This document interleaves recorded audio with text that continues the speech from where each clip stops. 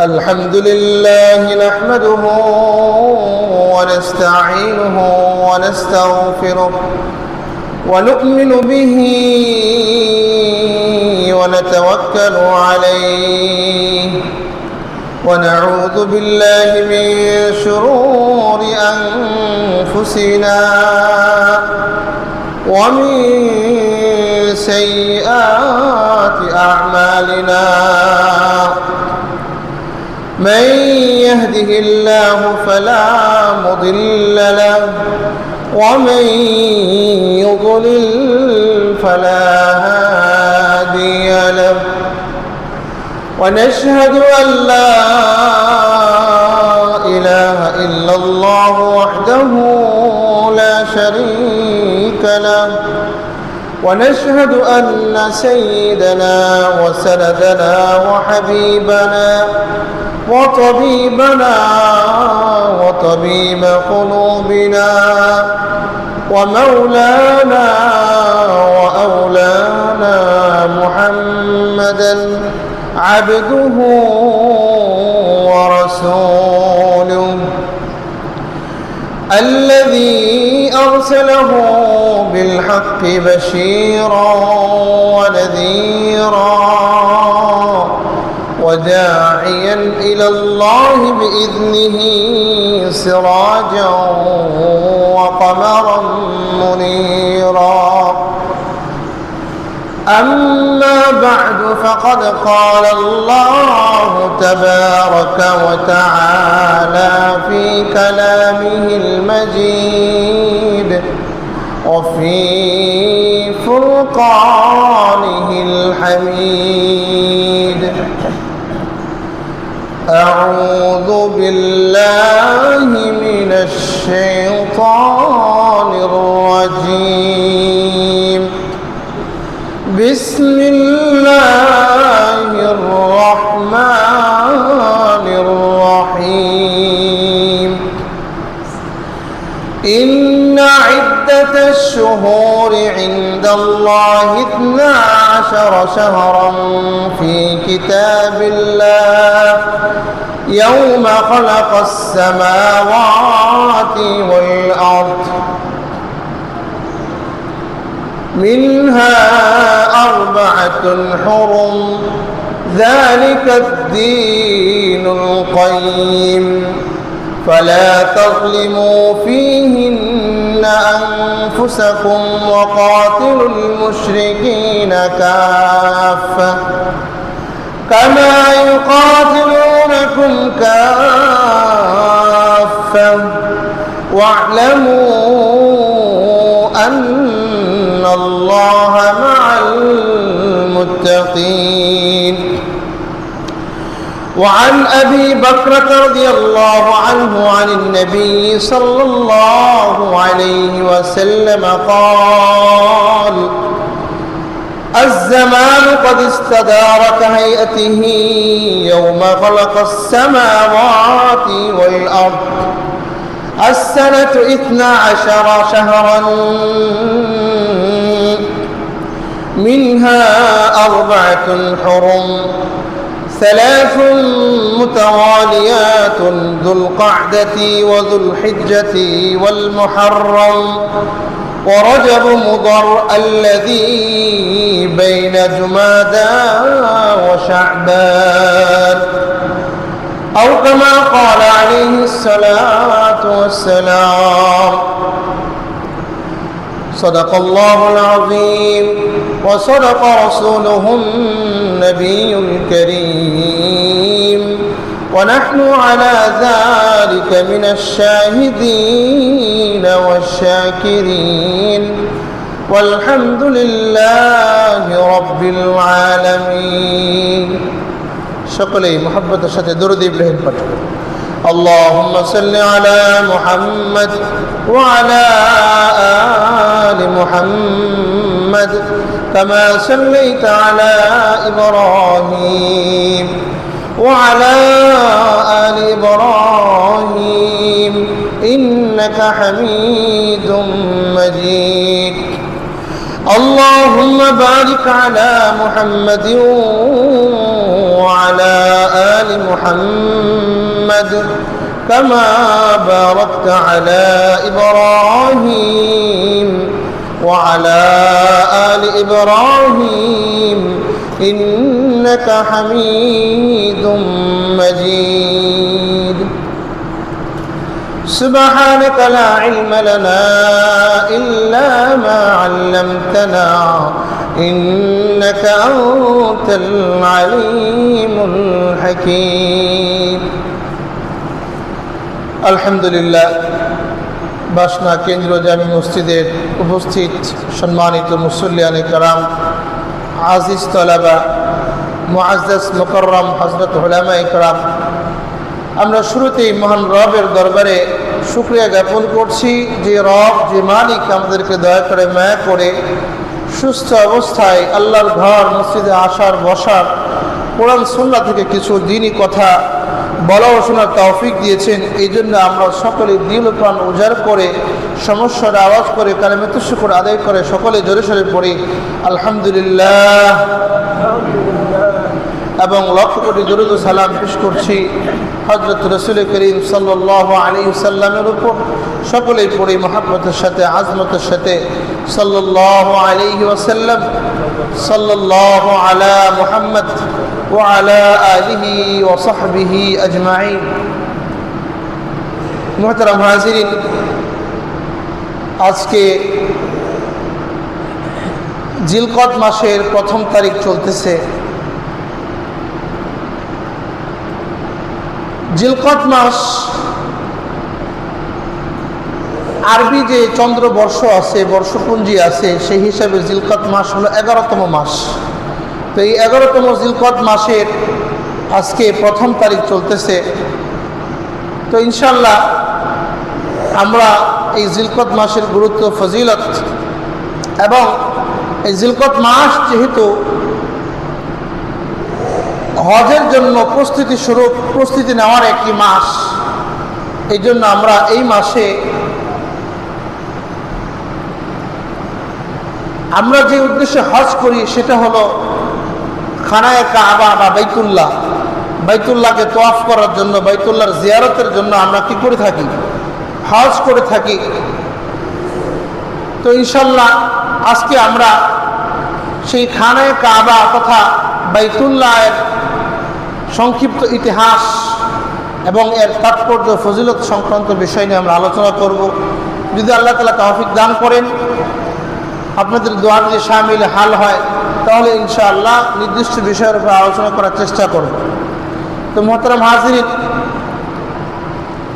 আল্লাহ তাআলা আমাদেরকে যত সকল নিয়ামত দান করেছেন, এ সকল নিয়ামতের মধ্যে অন্যতম একটি নিয়ামত সেটা হলো আল্লাহ তাআলা আমাদেরকে জীবন যাপন করার জন্য দিনের হিসাব, সপ্তাহের হিসাব, মাসিক হিসাব, বাৎসরিক হিসাবের জন্য আল্লাহ তাআলা আমাদেরকে নির্ধারিত কিছু মাসের ব্যবস্থা করে দিয়েছেন। সুবহানাল্লাহ। তো আল্লাহ তাআলার কাছে পৃথিবীর সৃষ্টি লগ্ন থেকেই, শুরু লগ্ন থেকেই আল্লাহ তাআলা নির্দিষ্ট কিছু মাস আল্লাহ তাআলার বিধানে লৌহে মাহফুজে আল্লাহ তাআলা নির্ধারণ করে রেখেছেন। সেই বিষয়গুলো আল্লাহ তাআলা কোরআনুল কারীমের মধ্যে সূরাতুত তাওবার মধ্যে আল্লাহ বলতেছেন, ইন্না ইদ্দাতাশ শুহুরি ইনদাল্লাহি 12 শাহরান ফি কিতাবিল্লাহ ইয়াওমা খালাকাস সামাওয়াতি ওয়াল আরদ।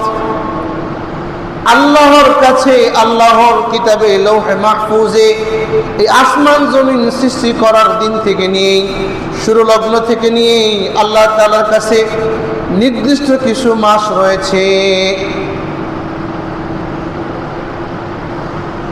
মিনহা আরবাতুল হুরুম, আল্লাহ তাআলার কাছে নির্দিষ্ট 12টি মাস রয়েছে। এই মাসের মধ্যে 4টি মাস এমন আছে যেই মাসকে বলা হয় আশহুরে হুরুম তথা সম্মানিত মাস। এই যে আশহুরে হুরুম, এই সম্মানিত মাসের ব্যাপারে আল্লাহ তাআলা বলেন, ফালা তাযলিমু ফীহিন্না আনফুসাকুম, সুতরাং তোমরা এই সম্মানিত মাসে গুনাহের মাধ্যমে নিজেদের উপরে জুলুম করো না। ওয়াকাতিলুল মুশরিকিনা কাফাতান কামা ইউকাতিলুনাকুম কাফা, আর তোমরা মুশরিকদের বিরুদ্ধে সংঘবদ্ধভাবে একযোগে তোমরা তাদের বিরুদ্ধে লড়াই করো, যেমন তারা সংঘবদ্ধভাবে তোমাদের বিরুদ্ধে লড়াই করে। আল্লাহ তাআলা আরো বলতেছেন, ওয়া'লামু আন্নাল্লাহা মা'আল মুত্তাকিন, জেনে রাখো আল্লাহ তাআলা কেবল মুত্তাকিদের সাথে থাকেন। সুবহানাল্লাহ। মুহতারাম হাজিরিন, এই যে এই আয়াতের মধ্যে আল্লাহ তাআলা বলতেছেন যে আল্লাহর কাছে নির্দিষ্ট 12টা মাস রয়েছে। আসমান জমিনের সৃষ্টি লগ্ন থেকে এর মধ্যে 4টি মাস হলো আশহুরে হুরুম, সম্মানিত মাস। তো এই সম্মানিত মাস, এই আয়াতের ব্যাখ্যায় একাধিক হাদিস রয়েছে। তো এক হাদিসের মধ্যে আল্লাহ রসুল সাল্লাল্লাহু আলাইহি ওয়াসাল্লাম, বুখারী শরীফের হাদিসটি সাহাবী আবু বকর রাদিয়াল্লাহু তাআলা আনহু থেকে বর্ণিত। তিনি আল্লাহ রসুল থেকে বর্ণনা করতেছেন। তিনি বলেন, আল্লাহ রসুল বলেছেন, আজ-জামানু ক্বাদ ইস্তাদারা কাহাইয়াতিহি ইয়াওমা খালাকাস সামাওয়াতি ওয়াল আরদ, যে জামানা, যুগ, সময় আসমান জমিন সৃষ্টি করার যে প্রথম দিন আছে সেই দিনের মতো হয়ে গেছে। অর্থাৎ জামানা, সময় আসমান জমিনের সৃষ্টির দিনের মতো হয়ে গেছে। আস-সানাতু ইসনা আশারা শাহরান, 12 মাসে 1 বছর। মিনহা আরবাআতুন হুরুম, এবং এই 12 মাসের মধ্যে 4টি মাস এমন আছে যেগুলো আশহুরে হুরুম তথা সম্মানিত মাস। আল্লাহ রসুল আরো বলতেছেন, সালাসুন মুতাওয়ালিয়াত, এই সম্মানিত মাসের মধ্যে 3টি মাস লাগাতার, যুলকাদা, যুলহিজ্জা, মুহররম 3 নম্বর, ওয়া রজব মুদর আল্লাযী বাইনা জুমাদা ওয়া শাবান 4 নম্বর হলো রজব মাস, যেটা জুমাদা এবং শাবান মাসের মাঝখানে। তাহলে সম্মানিত মাস কয়টি পাইলাম? হাদিসের ব্যাখ্যা অনুযায়ী 4টি, লাগাতার 3টা, জিলকদ, জিলহজ, মুহররম, রজব, এই 4টি হলো আশহুরে হুরুম। তো আজকে আমরা যে মাসে উপনীত হয়েছি জিলকদ মাসের 1 তারিখ, তাহলে এই জিলকদ মাসটা আপনার আশহুরে হুরুম, সম্মানিত মাসের অন্তর্ভুক্ত কিনা? সম্মানিত মাসের অন্তর্ভুক্ত। তো এই মাস, 4টি মাসে অত্যন্ত গুরুত্বপূর্ণ, ফজিলতপূর্ণ। এই মাসে যেমনিভাবে বেশি বেশি ইবাদত বন্দেগী করলে যেমন বেশি সওয়াব আল্লাহ তাআলা তার আমলনামায় দিয়ে দিবেন, তদ্রূপভাবে এই মাসেকে উল্টাপাল্টা করলে, গুনাহের কাজ করলে, ওই রকম গুনাহের শাস্তির বিধান বা গুনাহ, ওই পরিমাণ গুনাহও আল্লাহ তাআলা তার আমলনামায় দিয়ে দিবেন। তো প্রখ্যাত মুফাসসির ইমাম জাসসাস রাহমাতুল্লাহ আলাইহি, তিনি তার কিতাব আহকামুল কুরআনের মধ্যে তিনি উল্লেখ করেন, কোনো ব্যক্তি যদি এই 4টি মাসে নিজেকে সর্বপ্রকারের গুনাহের কাছ থেকে বিরত রাখার আপ্রাণ চেষ্টা করে, তাহলে আল্লাহ তাআলা তাকে বাকি যে 8টি মাস আছে, এই 8টি মাসে গুনাহের কাছ থেকে বিরত থাকার তৌফিক দান করবে। সুবহানাল্লাহ।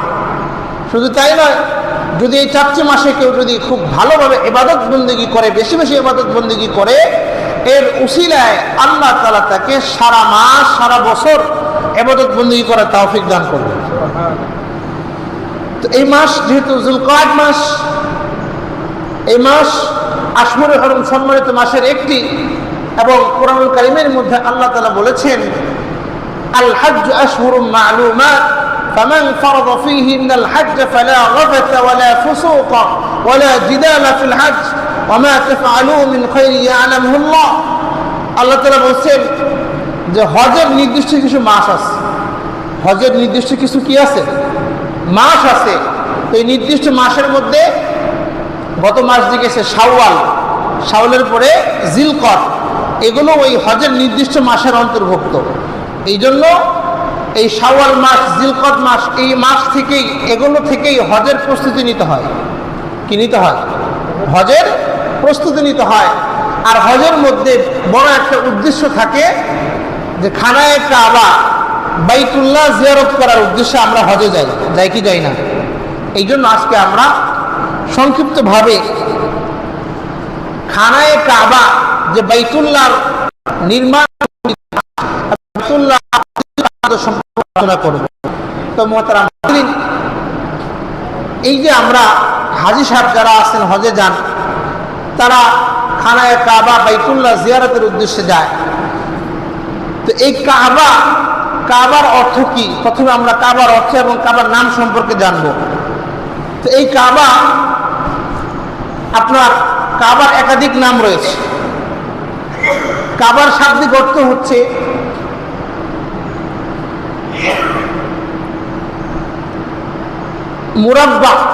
মুরাব্বাআতুন, অর্থাৎ চারটা কোণ বিশিষ্ট। যারা খানায়ে কাবা হজে গেছেন বা উমরায় গেছেন তারা দেখছেন খানায়ে কাবা চারটা কোণা বিশিষ্ট। এই জন্য খানায়ে কাবাকে কাবা বলা হয়। আবার কেউ কেউ বলছেন যে না, কাবা মানে হলো উঁচু। যেহেতু মক্কার ওই সময় যে ঘরগুলো ছিল, এই ঘরগুলো অনেক উঁচু হতো, দালান উঁচু হতো। এই জন্য খানায়ে কাবা যেহেতু উঁচু, এই জন্য খানায়ে কাবাকে কাবা বলা হয়। এগুলো শাব্দিক অর্থ। তো খানায়ে কাবা, এই যে কাবার একাধিক নাম রয়েছে কোরআন কারীমের মধ্যে, বিভিন্ন জায়গায় বিভিন্ন নামে আল্লাহ তাআলা খানায়ে কাবার পরিচয় দিয়েছেন। তো খানায়ে কাবার একটা নাম হলো আল কাবা। একটা নাম কি? আল কাবা। যেই কাবা নামটা আমাদের সকলের কাছে প্রসিদ্ধ, যেটা আমরা কাবা শরীফ নামে চিনি, এটাই আমরা বেশি জানি। তো এক নম্বর নাম কি? আল কাবা। তো সূরা মাইদার 97 নং আয়াতে আল্লাহ তাআলা বলতেছেন, জাআলাল্লাহুল কাবাতাল বাইতাল হারামা কিয়ামান লিন-নাস। আল্লাহ তাআলা কাবাকে, জাআলাল্লাহুল কাবাতাল বাইতাল হারামা কিয়ামান লিন-নাস, এই যে কাবাকে আল্লাহ তাআলা এখানে বাইতুল হারাম হিসেবে আল্লাহ তাআলা উল্লেখ করছেন। আল্লাহ তাআলা বলতেছেন, খানায়ে কাবার পরিচয় আল্লাহ তাআলা দিয়েছেন, কাবা একটি সম্মানপূর্ণ, একটি মর্যাদাপূর্ণ ঘর, কিয়ামান লিন-নাস, এবং মানুষের জন্য নিরাপত্তা প্রতিষ্ঠানের মাধ্যম। তাহলে এখানে আল্লাহ তাআলা বলতেছেন জাআলাল্লাহুল কাবাতাল বাইতাল হারাম, এখানে কাবাকে আল্লাহ তাআলা আল কাবা হিসেবে ঘোষণা করেছেন, উল্লেখ করেছেন। আল্লাহ তাআলা বলতেছেন, তো এই খানায়ে কাবা অত্যন্ত মর্যাদাপূর্ণ একটি ঘর এবং কিয়ামান লিন-নাস, মানুষের নিরাপত্তা প্রতিষ্ঠার একটি মাধ্যম হলো খানায়ে কাবা। 2 নম্বর, এই খানায়ে কাবাকে আল্লাহ তাআলা কোরআন কারীমের মধ্যে বলেছেন আল বাইত। কি বলেছেন? আল বাইত। তো এটা আল্লাহ তাআলা সূরা বাকারার 125 নং আয়াতে আল্লাহ তাআলা বলতেছেন, وَإِذْ جَعَلْنَا الْبَيْتَ مَثَابَةً لِلنَّاسِ وَأَمْنًا وَاتَّخِذُوا مِن مَّقَامِ إِبْرَاهِيمَ مُصَلًّى। আল্লাহ তাআলা বলতেছেন, وَإِذْ جَعَلْنَا الْبَيْتَ مَثَابَةً لِلنَّاسِ, এই যে আল বাইত অর্থাৎ খানায়ে কাবা, এই কাবাকে আমি মাথাবাতাল লিন-নাস, মানুষের সমাবেশের স্থল হিসেবে বানিয়েছি। ওয়া আমনা, এবং এই আল বাইতকে, খানায়ে কাবাকে মানুষের জন্য নিরাপত্তার স্থান হিসেবে আমি বানিয়েছি। ওয়াত্তাখিযু মিন মাকাম ইব্রাহিম মুসাল্লা, এবং ওয়াত্তাখিযু মিন মাকাম ইব্রাহিম মুসাল্লা, এই খানায়ে কাবার মধ্যে মাকাম ইব্রাহিমের একটি স্থান আছে। এই স্থানকে আমি নামাজের জায়গা হিসেবে গ্রহণ করার জন্য বলেছি।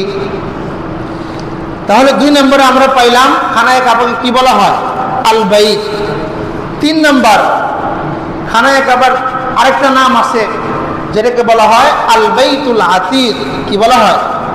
আল বাইতুল আতীক, অর্থাৎ সুপ্রাচীন ঘর। তো এই কথাটা আল্লাহ তাআলা খানায়ে কাবাকে যে বাইতুল আতীক বলা হয়, এটা আল্লাহ তাআলা সূরা হজের 29 নং আয়াতে আল্লাহ বলেন, সুম্মা লিয়াকুদু তাফাতাহুম ওয়ালিউফু নুযুরহুম ওয়ালিয়াতাওয়াফু বিল বাইতিল আতীক। আল্লাহ তাআলা এখানে বলতেছেন অতঃপর তারা যেন তাদের অপরিচ্ছন্নতা দূর করে, ওয়ালিউফু নুযুরহুম, এবং তারা তাদের মান্নত পরিপূর্ণ করে, ওয়ালিয়াতাওয়াফু বিল বাইতিল আতীক, এবং তারা বাইতুল আতীক তথা সুপ্রাচীন ঘরের তওয়াফ করে। এখানে আল্লাহ তাআলা খানায়ে কাবাকে কি বলছেন? বাইতুল আতীক হিসেবে উল্লেখ করছে। এরকম ভাবে এখন বাইতুল আতীক মানে হলো সুপ্রাচীন ঘর। তো বাইতুল আতীক নামকরণ কেন করলেন এই ব্যাপারে হাদিসের মধ্যে আল্লাহ রাসূল বলেন, আন আব্দুল্লাহ ইবনে যুবাইর قال قال رسول الله صلى الله عليه وسلم انما سمي البيت العتيق لانه لم يظهر عليه جبار।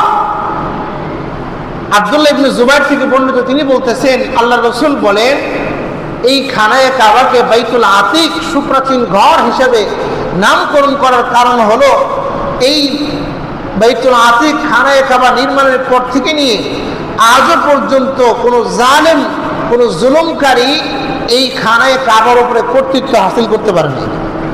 সুবহানাল্লাহ। এই জন্য এটাকে বলা হয় বাইতুল আতীক। 4 নম্বর, এই খানায়ে কাবা বা যেটা আমরা বলি কাবা শরীফ, এই কাবা শরীফকে বলা হয় আল বাইতুল হারাম। কি বলা হয়? আল বাইতুল হারাম।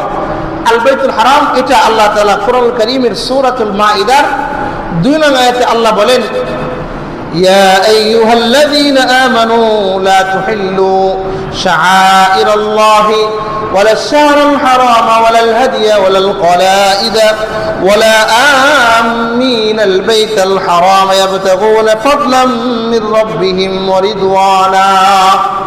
এই যে আয়াতে কারিমার মধ্যে আল্লাহ বলছেন ওয়ালা আমিনাল বাইতাল হারাম, এখানে আল্লাহ তাআলা খানায়ে কাবা তথা বাইতুল্লাহকে আল বাইতুল হারাম হিসেবে অভিহিত করেছেন, উল্লেখ করেছেন। এমনি ভাবে খানায়ে কাবার আরেকটা নাম হলো বাইতুল মুহাররম। একটা গেছে বাইতুল হারাম, আরেকটা বাইতুল মুহাররম। তো বাইতুল মুহাররম আল্লাহ তাআলা কোরআনুল কারীমের সূরা ইব্রাহিমের 37 নং আয়াতে আল্লাহ বলেন, ربنا إني أسكنت من ذريتي بواد غير ذي زرع عند بيتك المحرم।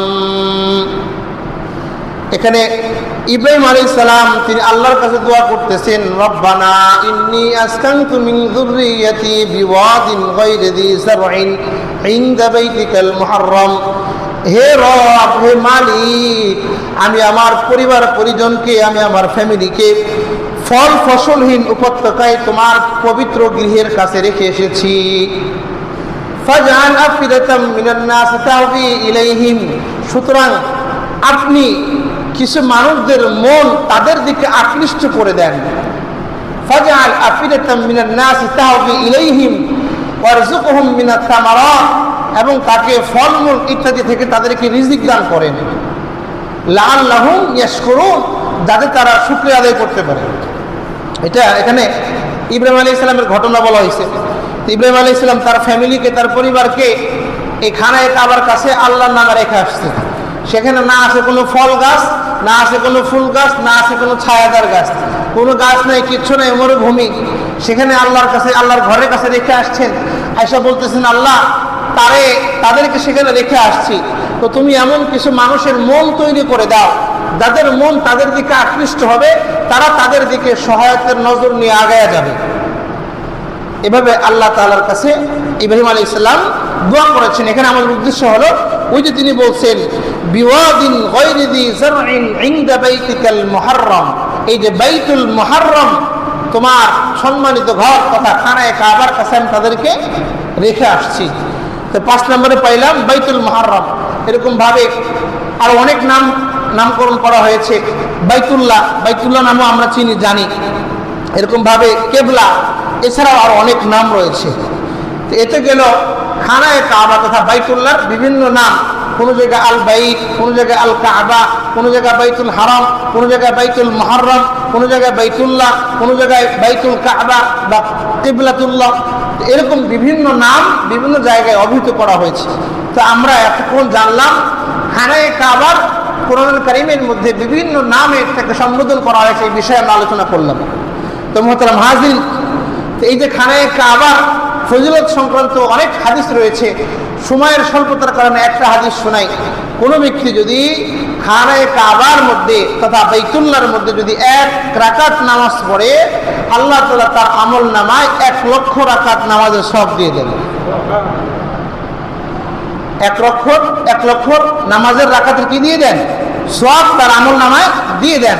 তো এরকম ভাবে বাইতুল্লাহ খানায়ে কাবার আর অনেক ফজিলত রয়েছে। সময় স্বল্পতার কারণে মাত্র একটি হাদিস আপনাদেরকে শোনালাম।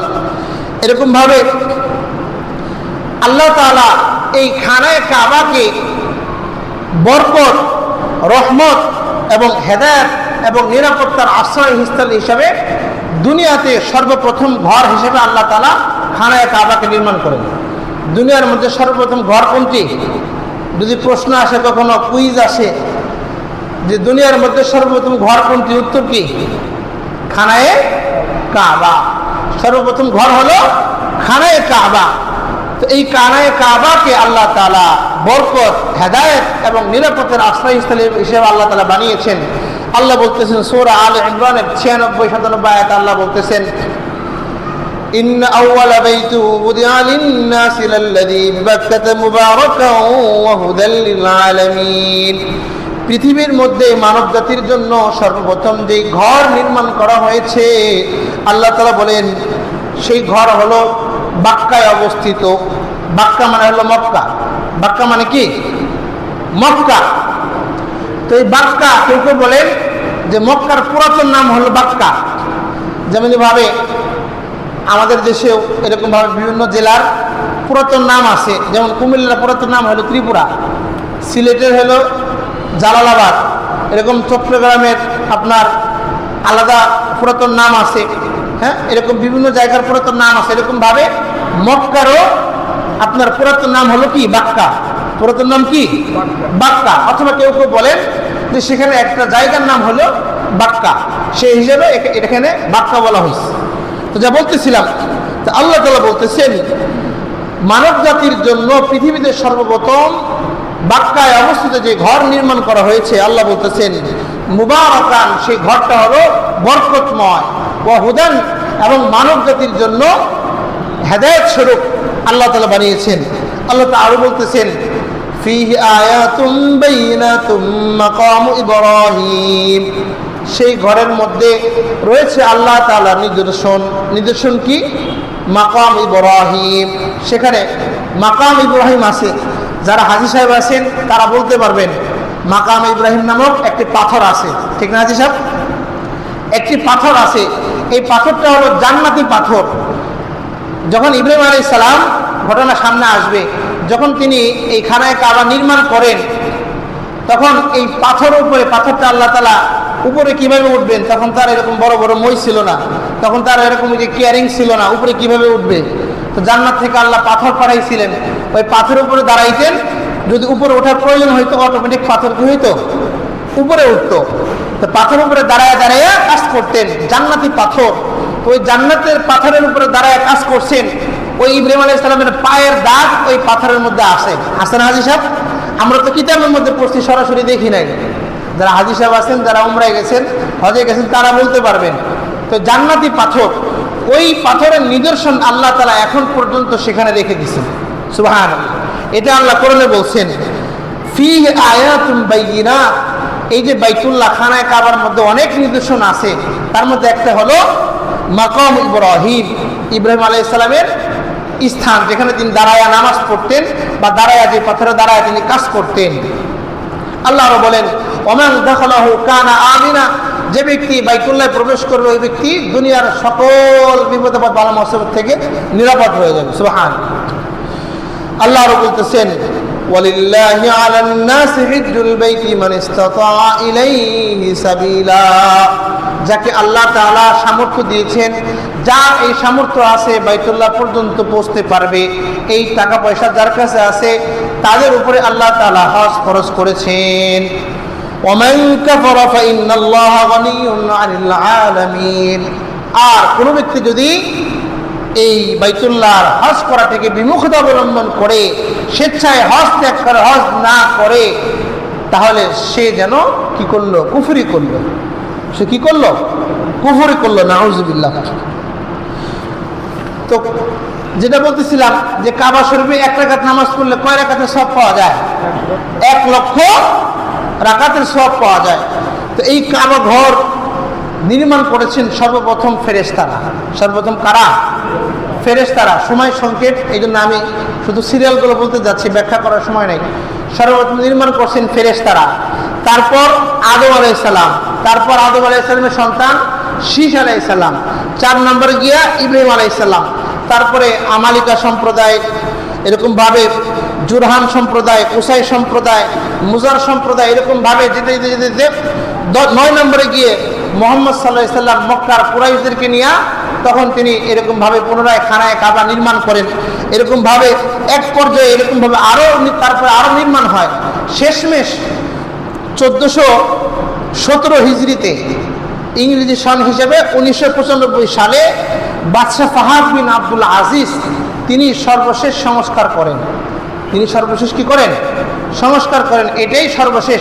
তারপর থেকে এখনো এটাই এভাবেই চলে আসছে। তারপরে আর কেউ খানায় কাবার মধ্যে হাত দেয় নাই।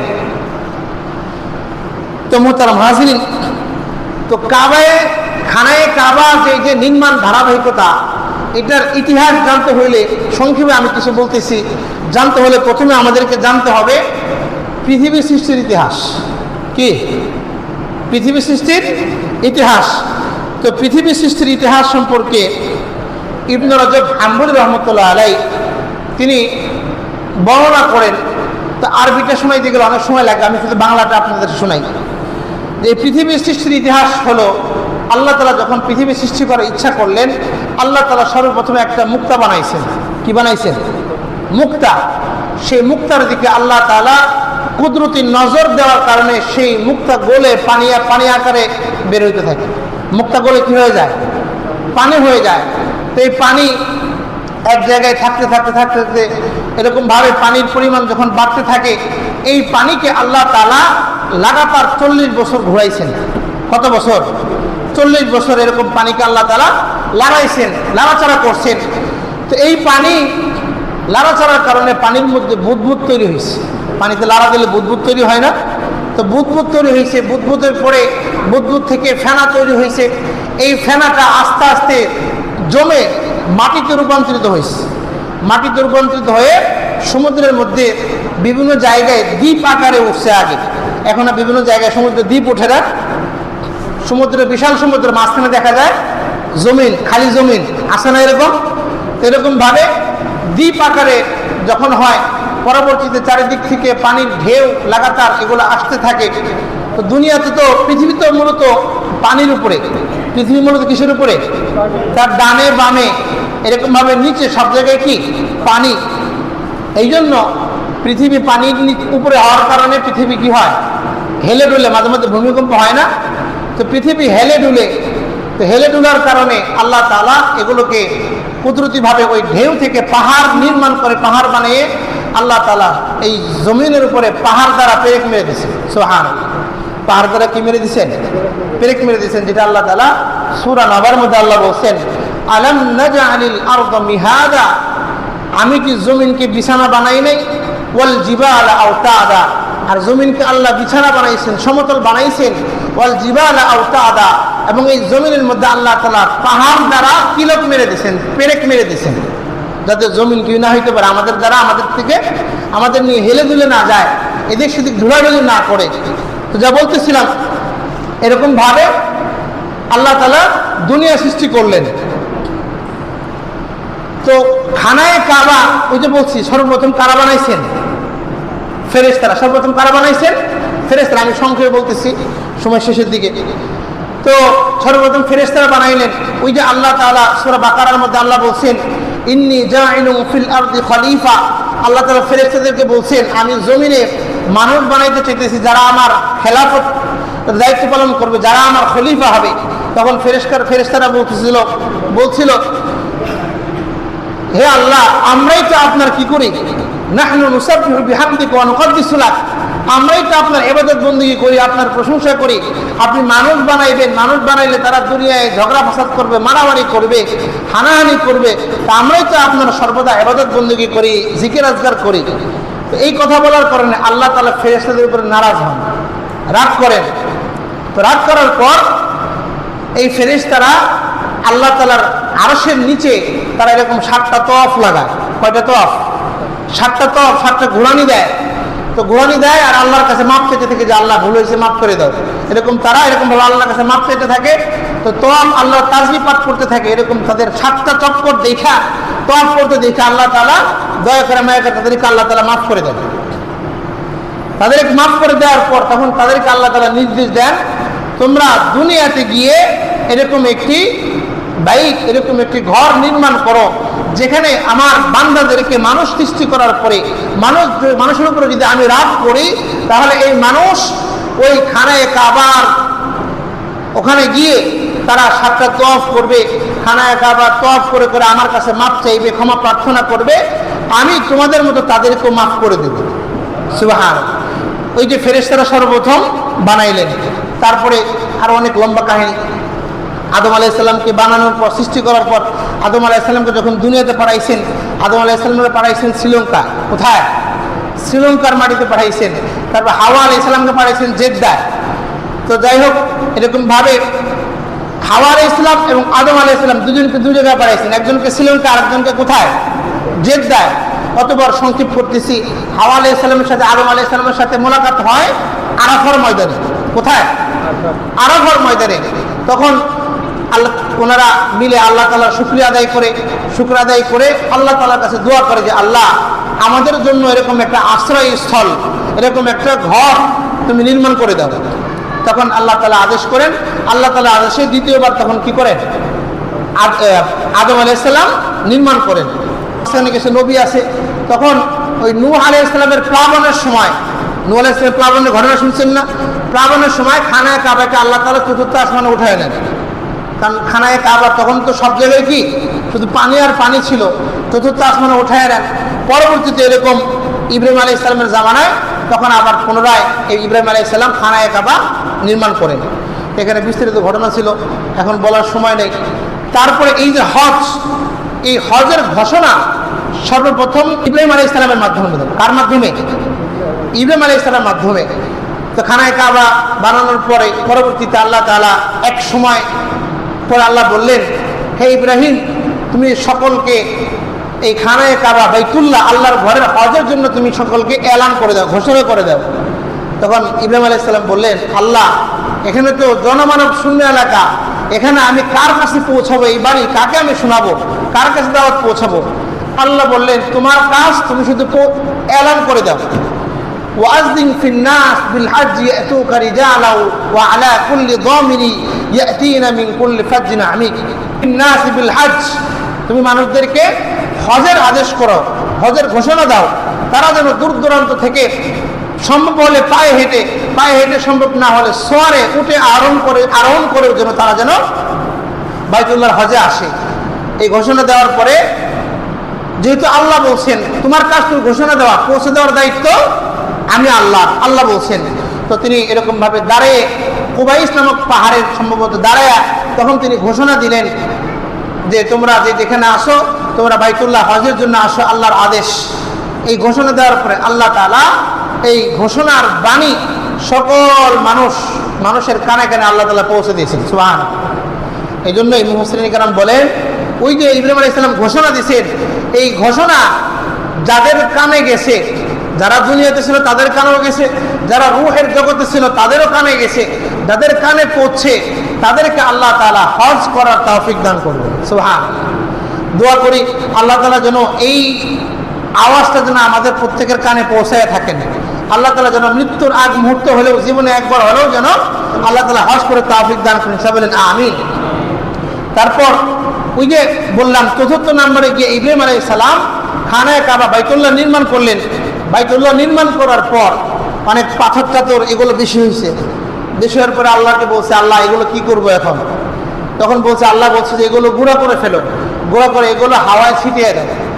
গুঁড়া করার পরে এগুলো হাওয়ায় ছিটিয়ে দেওয়ার পরে এগুলোর কণা পৃথিবীর আনাচে কানাচে আল্লাহর হুকুমে বাতাসের মাধ্যমে আল্লাহ তাআলা ছড়িয়ে ছিটিয়ে দিয়েছেন। তা মুফাসসিরিন কেরাম বলেন এই যে বাইতুল্লাহর ইট পাথরের যে গুঁড়ি আছে, এই গুঁড়িগুলা পৃথিবীর আনাচে কানাচে যেখানে গিয়ে পড়ছে কিয়ামত পর্যন্ত যে কোনো উসিলায় সেখানে একটা করে মসজিদ হবে। সুবহানাল্লাহ। তো এই ছিল মোটামুটি বাইতুল্লাহ তথা খানায়ে কাবার নির্মাণের সংক্ষিপ্ত ইতিহাস। আল্লাহ তাআলা আমাদেরকে প্রত্যেককেই জীবনে বারবার খানায়ে কাবা বাইতুল্লাহ জিয়ারত করার তৌফিক দান করেন, সবাই আমিন। জীবনে বারবার না হইলেও আল্লাহ তাআলা যেন মরণের আগে একবার হইলেও যেন ইহরামের কাপড় পরিধান করে যেন বাইতুল্লাহ জিয়ারত করার তৌফিক দান করেন, সবাই আমিন।